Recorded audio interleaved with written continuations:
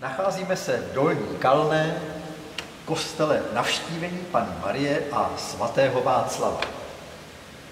Zde je postaven poměrně velký nástroj, který pochází z roku 1813, ale víc už o něm nevíme. Autor dosud nebyl dohledán. Můžeme se domnívat, že to je jakási prvotina z dílny Predigera, případně má prvky dílny Horáků, případně Kučery. Těžko říct. Jisté je, že varhanář při stavbě použil starší vzdušnici, kterou zařadil do pozitivu v zábradlí kůru, a tato vzdušnice je 7rejstříková, což je velice neobvyklé. Je to na tak malém prostoru 7 rejstříků, je to až neuvěřitelné, jak se to podařilo varhanáři vůbec postavit. Jinak celé varhany jsou třískříňové, jak jsem již řekl, pozitiv zábradlí kůru, to je tento druhý manuál. Vlevo od varhaníka je pedálový stroj a vpravo je hlavní stroj. Další zajímavostí je to, že varhany nemají zdobení řezbami. Vlastně vypadá to, že řezby zde ani nebyly, nebo buď to byly někde odstraněny, nebo je někdo sebral. Jinak nástroj byl v minulosti poškozen několika přestavbami. Jako obvykle zde působil i Josef Kobrle, ale ten tolik škody nenapáchal.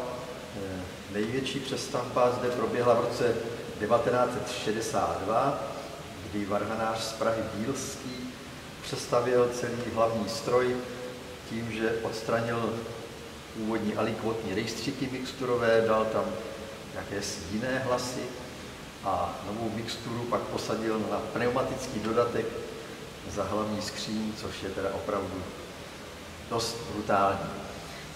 Nicméně v roce 2013 zde začala rekonstrukce a restaurování do pravděpodobně původního stavu.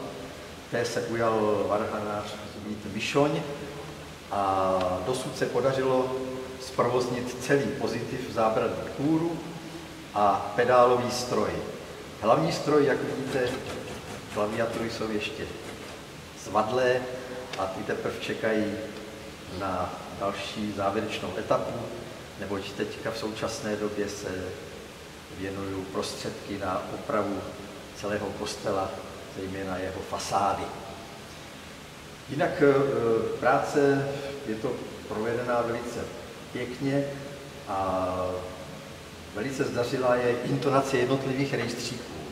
Můžeme předvést kopulu.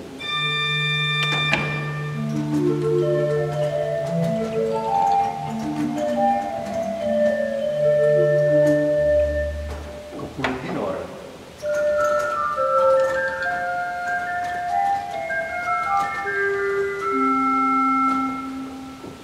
Je zde i smykavý rejstřík Fugara 4, velice jemně naintonovaná.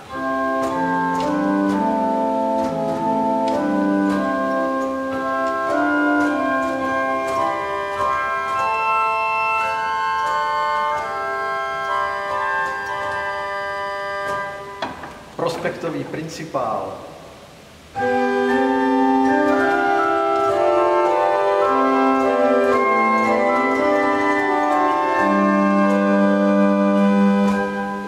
Pak je tady dvoustopý rejstřík, třeba s kopulou 8.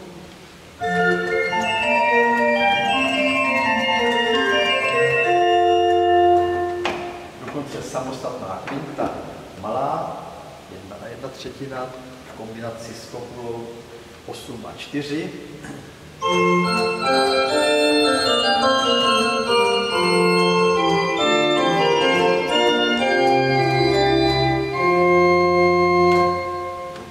No a závěr tvoří mixtura dvouřadá, čili pak celkové pléno vypadá asi takto.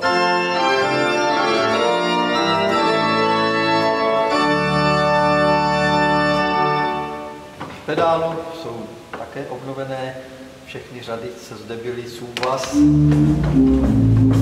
oktav bas, choral bas, quint bas a kornet bas 3 řady.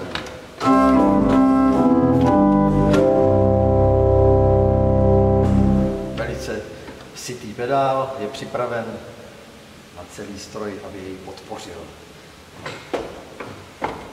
Tak doufejme, že se dočkáme v příštích letech i dokončení celé nástroje.